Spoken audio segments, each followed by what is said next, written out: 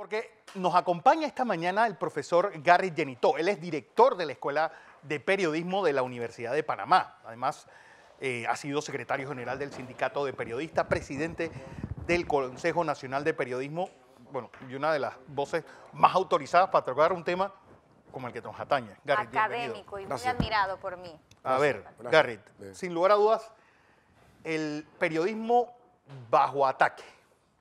Sí. Buenos días, colegas y los televidentes de NECTV.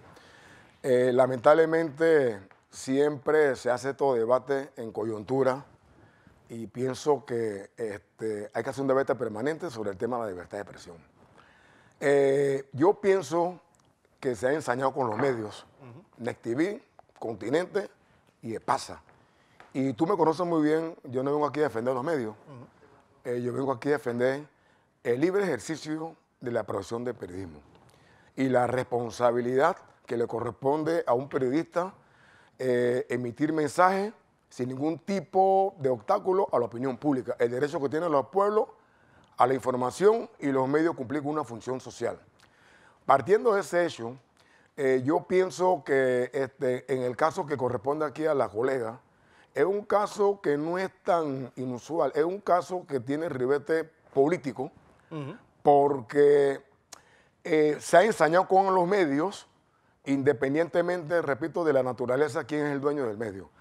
Mire, cuando hablamos de libertad de expresión, es un concepto hasta cierto punto que tiene que ver con los derechos de los pueblos. Y ese concepto, Fernando, tú que has leído bastante y la colega, o tengo tu currículo, tiene un buen currículo la colega, ese concepto está tipificado desde 1948.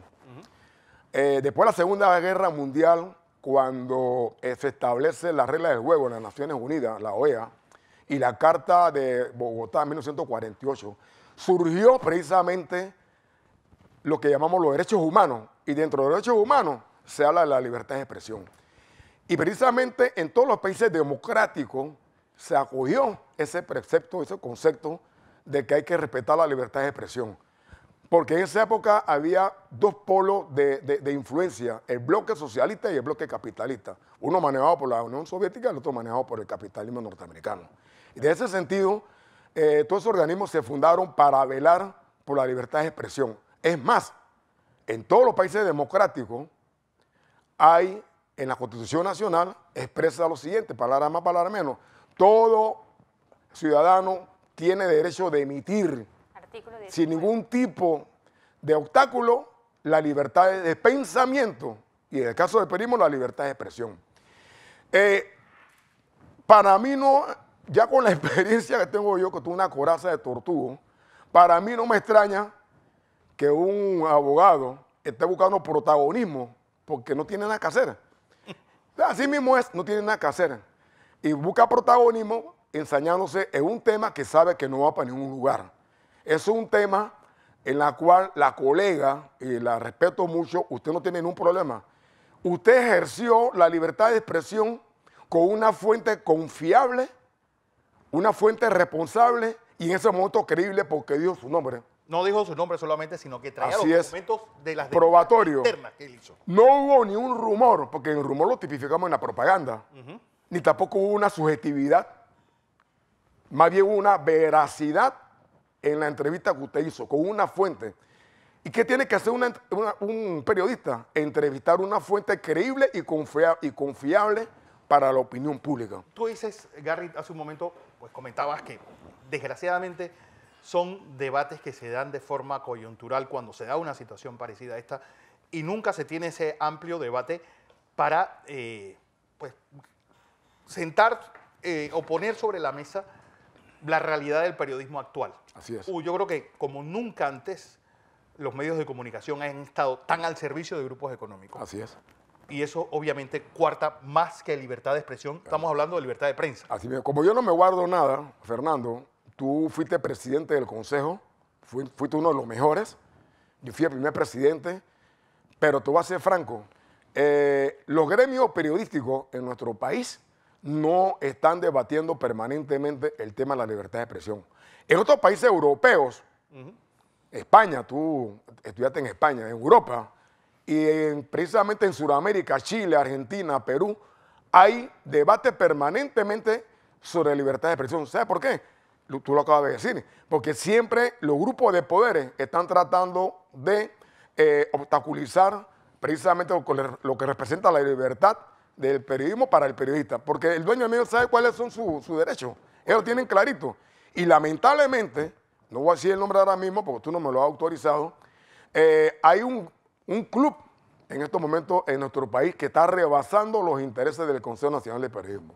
Y eso es bien lamentable porque, es más, ya firman comunicados conjuntos, ¿no?, de ese grupo con el Consejo Nacional de Periodismo. Es lamentable porque ese consejo se fundó con mucho propósito ante dos figuras teníamos animadversiones, Wally Correa y yo, que somos buenos amigos, un hombre de la derecha y una persona de la izquierda.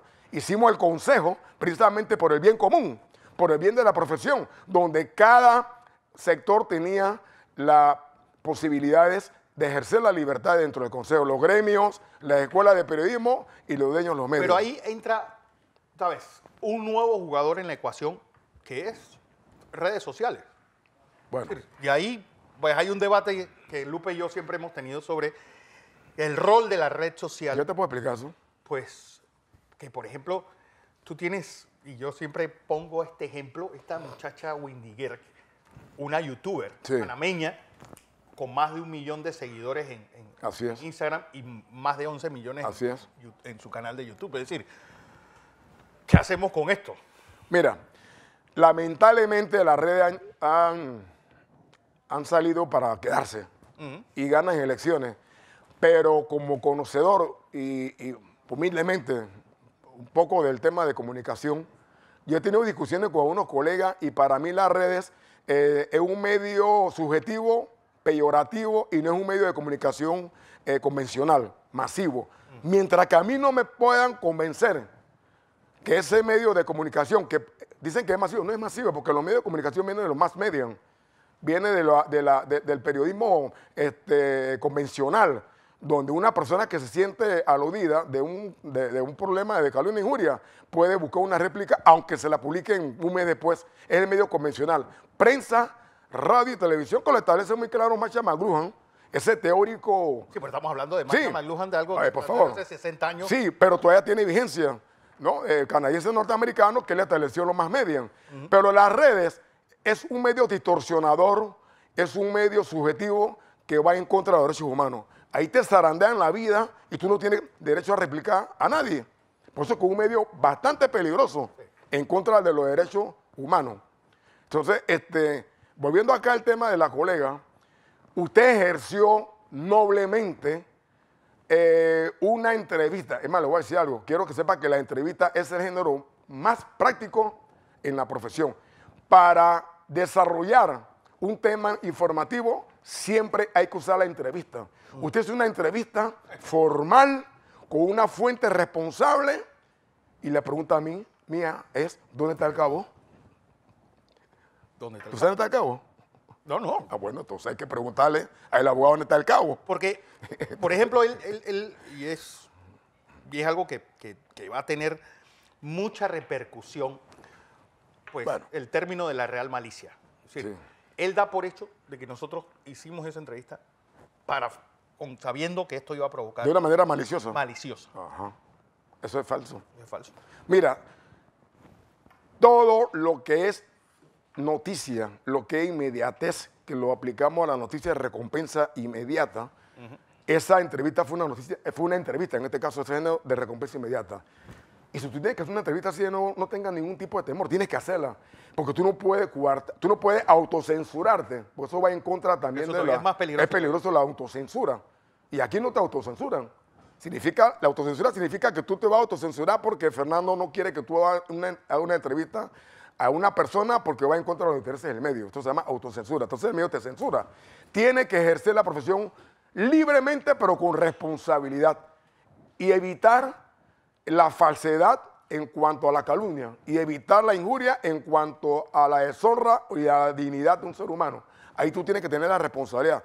Pero mientras que tú ejerzas con responsabilidad, no vas a tener ningún tipo de situaciones que te puedan traer consecuencias negativas.